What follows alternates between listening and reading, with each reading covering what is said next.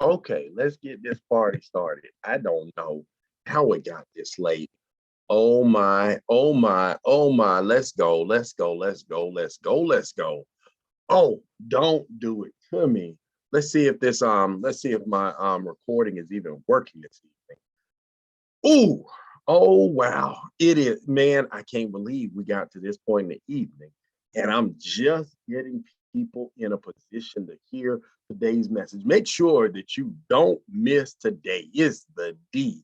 4 days out of 26. We're going through the ABCs of money from A to Z, talking about the concepts from our mindset and in terms of what it does to us, in terms of what we do to let us create the reality that we want. Now, I'm going to check for a minute here on Instagram because I'm still working on myself. For those of you that are just meeting me, Richard, hey, I got a lot of things going on in my life, but I did make a commitment at the beginning of this year to make sure to consistently teach some of the concepts from mindset, money, and how you message who you are to help people get to where they want to go financially. And I don't ever want to be this late on a Saturday evening going live. Instagram is still kind of new to me. I'm still figuring out my way around how all of the things work. But I got to tell you, this has been one of those days. And today is deep. Just checking into the challenge. Let me remind you, there's two categories to this challenge. This particular challenge comes in one, my commitment to myself to being disciplined about my daily activity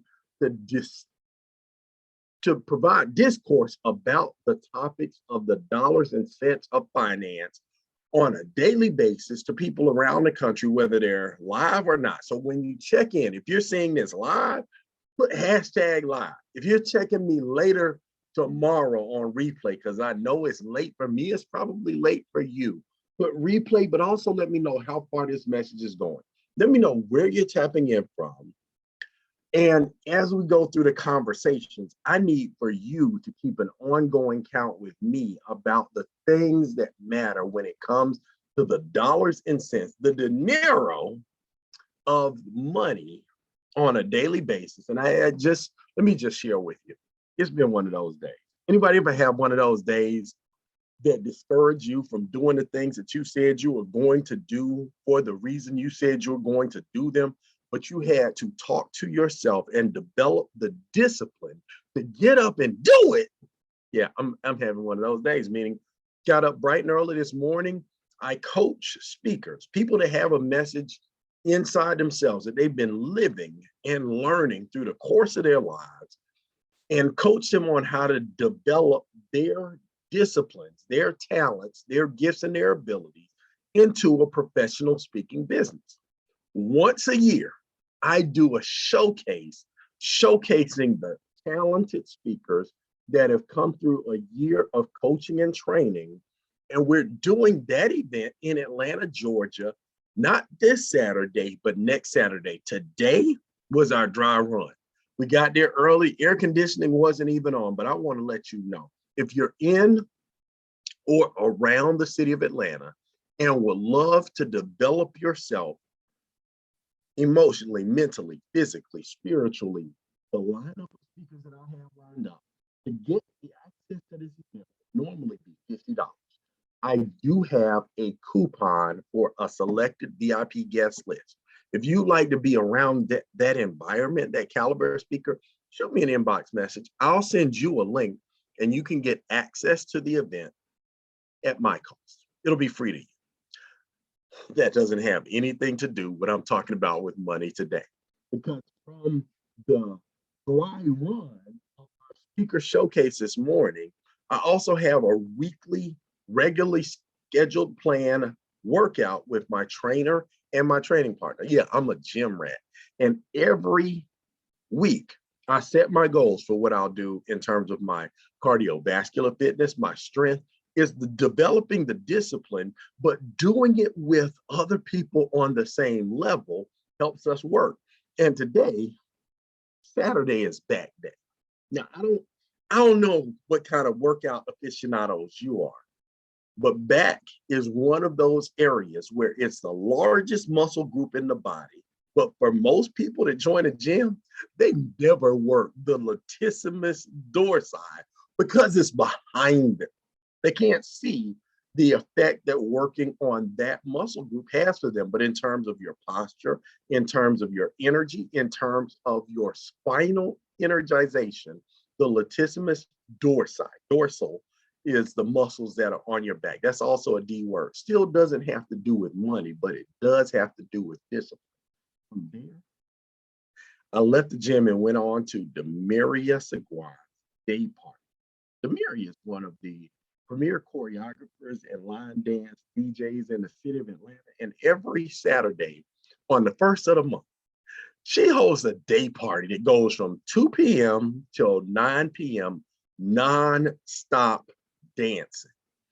And all of those are the things that I did today before I got to the point that I had to make the decision. Richard, are you committed to your commitment? Are you going to do what you said you're going to do when it comes to these ABCs of money? And guess what? It's late, but I'm here. And that's the power of making a decision to do something, whether you feel like it or not. So, hey, Roderick, good to see you, brother. It's been a minute. We got to catch up when you get back here. So I'm going to go quickly through my conversation because I got to get us out of here this evening to do the things that we're going to do to get to the place that we're going to be.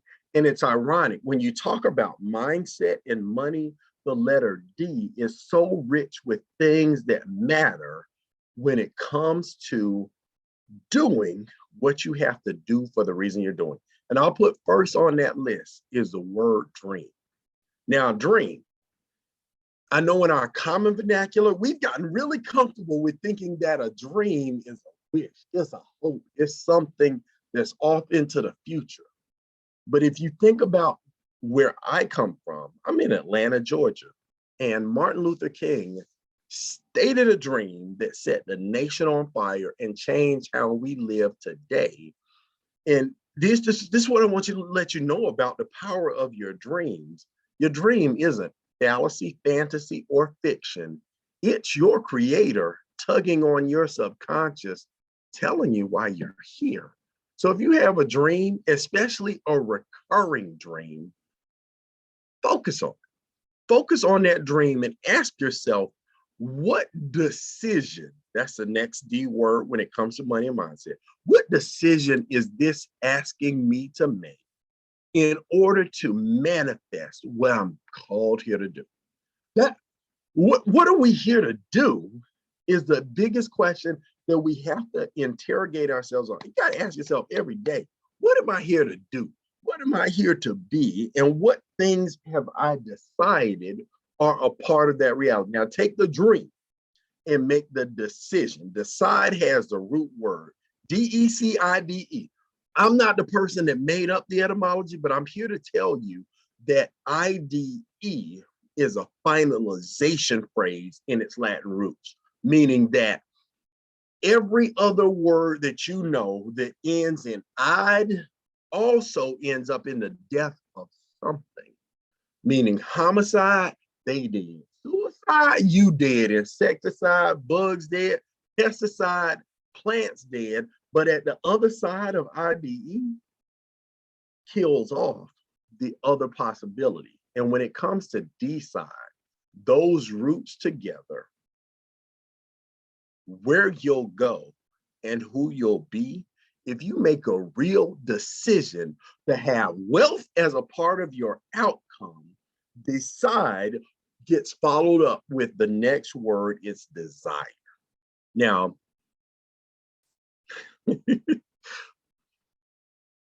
I'm gonna let you ride with me for a minute. It's a book, one of the greatest books in the history of calculation, assimilation, and dissemination of the study of wealth. It's called Think and Grow Rich. I didn't write it. I don't make any commissions when I tell you that Napoleon Hill studied the richest people in the history of the world. Like if you look at America from the late 1800s to the early 1930s, the richest people that ever lived during that time.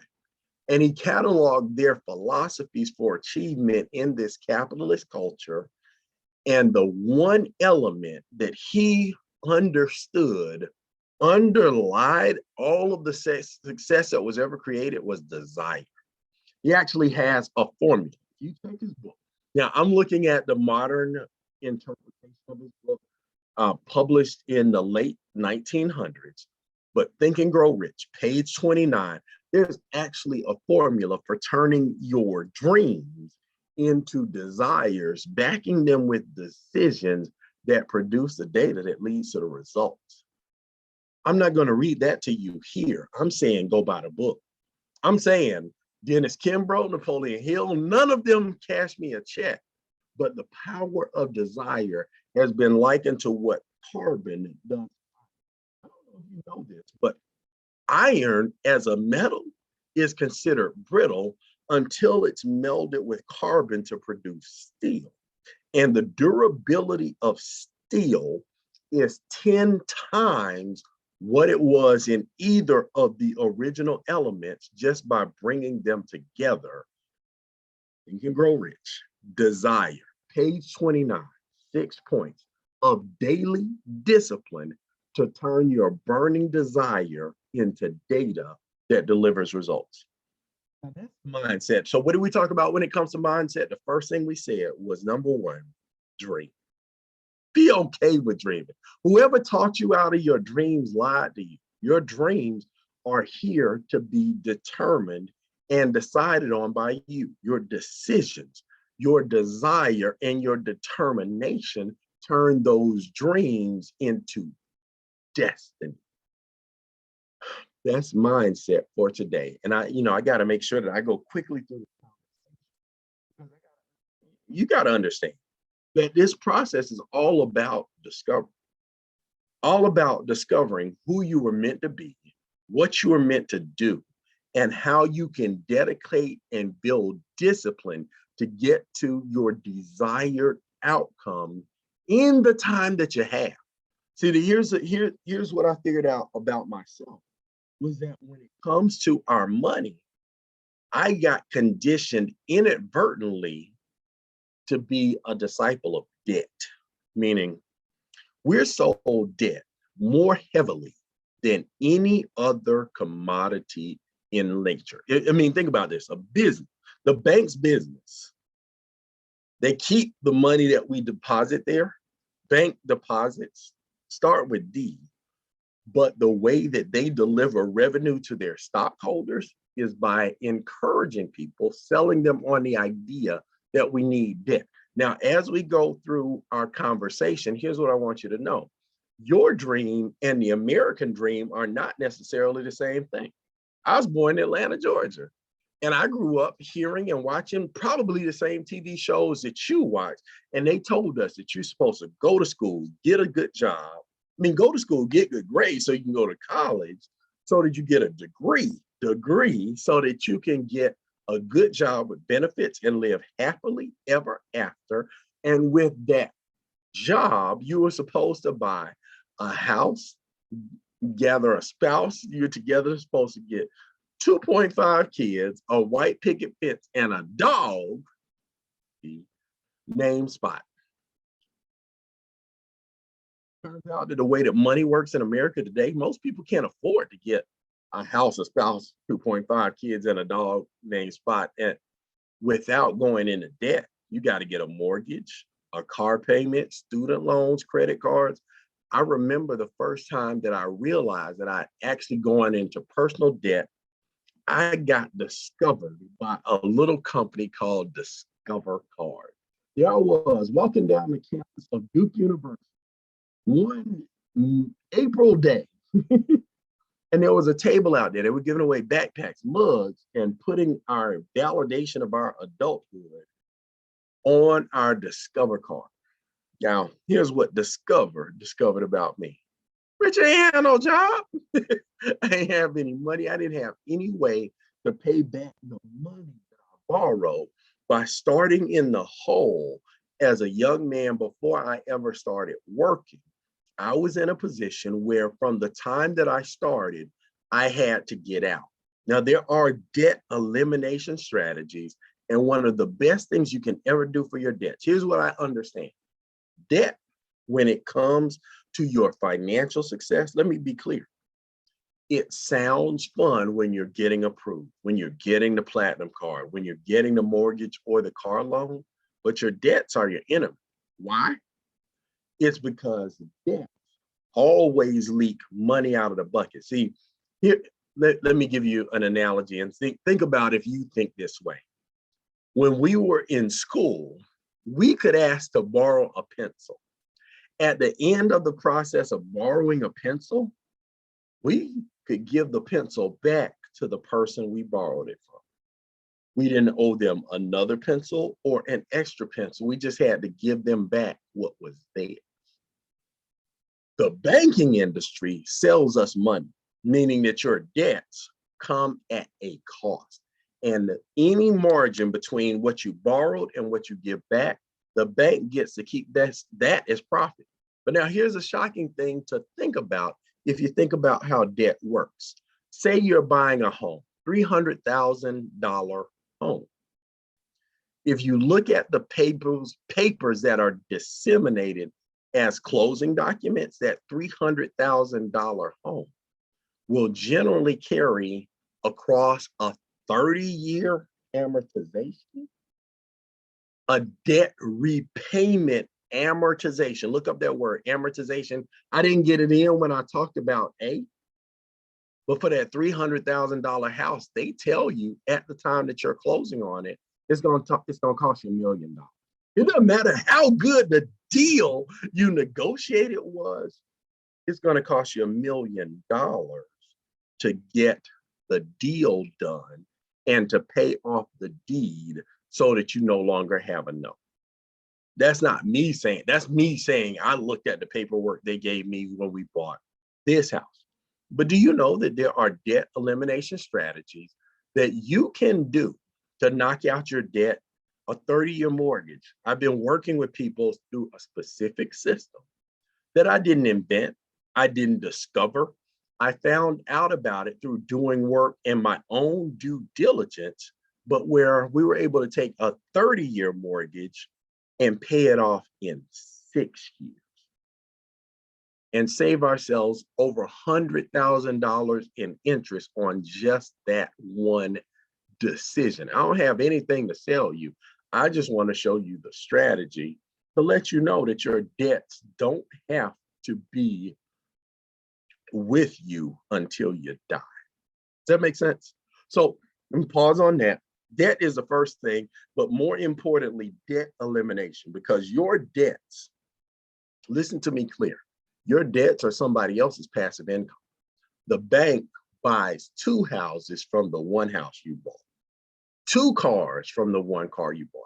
And I don't even want to, I'm not trying to judge and ask where the other houses or the cars went. I just think they should be in our family versus somebody else. Now, as we talk about discipline and debt elimination, here's the other thing that we have to talk about. On the flip side, hey, Morgan, we should not be up this late. Everybody should be in bed. Nobody should dance this long and be on live about what happened after Demerias' day party. Here's what I want you to understand. Debt elimination is the best investment you can make, because think about it this way. If you went to fill up the bathtub with water, you turned on the hot and the cold as fast as they could go until you put that stopper in the tub, the water's always going to flow out. Well, that's how it is with our income. If we don't plug up the hole where debts are leaching our wealth out of our lives, we'll never get where we're going. So the first thing that we do, plug up the holes. Let's use a strategy to eliminate our debt. But then when it comes to our investments, we got to understand the demographics that we come from. Meaning, I'm assuming if you're my friend, like we're friends for real in real life on Instagram or on Facebook, do 2 things for me. Number 1, if it ever gets past 8 p.m. and I haven't gone live, shoot me a text message send me something in the inbox. Say, hey, Rich, you all right? I know you said you're going to go live for 26 days to go through this alphabet. And the later it gets, the harder it gets to fulfill that decision and that dream. But the second thing is thinking about our demographics. There are specific things that we weren't taught in our education system. Meaning in our school system, we were taught to go to school, get good grades, and once we got that good job, checking, savings, and some money in your 401k. Like I'm one of those people, I did all of those things. And as I got out into working with the wealth managers and wealth advisors, they would always encourage diversification. Put that in your notes, diversification. Meaning, grandmama said it best. She said, don't put all your eggs in one basket. But in terms of 401ks, it's really only one class of assets that's considered in most 401ks. It's paper assets. Now, am I one of those people that says that stocks and bonds aren't good? No, I'm not. Stocks and bonds do what they do. They're just not the only class when it comes to diversification. Meaning, aside from stocks and bonds, which a 401k will let you do without even having to make a decision about what things your assets are being allocated into, right away, start learning how to understand where your money's going so that it can do more for you. We'll talk about that. I have a whole separate lesson on that. You got to visit my YouTube channel. It's Rick Power Builder. If you search for Richard Hardon, you'll find me. It'll be some version of me looking kind of like me, talking about these things. But when it comes to diversification, in addition to the paper assets that you have in your savings account, your cash equivalent, money market, or certificate of deposit, what do you have in real estate, in real assets, in understanding how to get the information and the money that you're making to a position that your assets are creating more investment capital so that you can make further investments? What do you have in real estate? What do you have in land? What do you have in commodities? True diversification means that all your assets won't look the same and won't be accessed through the same professional. You have to make a decision to diversify. Diversification, I know it's a big word, simple word that grandmama said. Don't put all your eggs in one basket, Ricky. And then, dependents and dividends. This is another class of things. If you think about the stock market, dividends are one of those classes of assets creating cash and growing in capital growth, meaning there are a set of stocks in the market that are in that blue chip category. I was blessed to have an opportunity to acquire a significant amount of stock in IBM when I worked there. And even long after we had separated from one another, IBM continued to pay dividends on the stock. They even had a process called a DRIP. DRIP, dividend reinvestment program, meaning the stocks that I bought while I was there made money every quarter. Every quarter that they made money, they bought more stocks that made more money. It was increasing the cash flow and the capital gains at the same time. Most people that are traders just try to find the opportunity to create capital gains, meaning they buy a stock hoping it'll go up. But if you can put yourself in a position where you buy a property or a stock or any investment where it both makes money while it's earning money, meaning it produces passive income and it grows in capital gains, that's where the real players play the game. Now, what did I do? Don't miss out on the data. Don't miss out on the opportunity to understand. By the way, this is something that I had to learn after I started to mature in this process of financial education. And I say it's a process and I say it's an education because we have to relearn the disciplines that we were not taught to do different things. But there's a concept called debt to capital ratio. Look it up. It's the amount of debt that you have divided by the debt plus the amount of capital in the investment. And it's how wealthy people use debt to become wealthy, while poor and middle class people are taught to use debt to become poor.